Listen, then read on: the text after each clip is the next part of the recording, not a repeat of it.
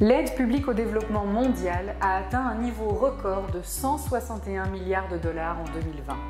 Pourtant, elle a baissé de 3,5% dans les pays à faible revenu, car ce sont surtout les prêts aux pays à revenus intermédiaires qui ont augmenté. L'aide belge au développement, elle aussi, a augmenté en 2020, mais elle n'atteint que 0,46% du revenu national brut, loin de l'objectif international de 0,7% et sous la moyenne européenne.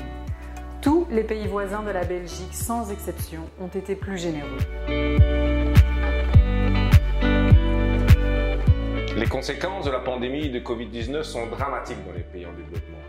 Outre les millions de morts, des dizaines de millions de personnes supplémentaires ont perdu leur emploi ou leurs revenus et ont basculé dans l'extrême pauvreté.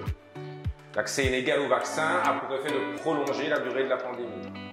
La baisse des revenus et la hausse des prix alimentaires menacent des millions de personnes de familles. Si rien n'est fait, c'est une décennie de progrès en matière de lutte contre la pauvreté qui risque d'être réduite à néant.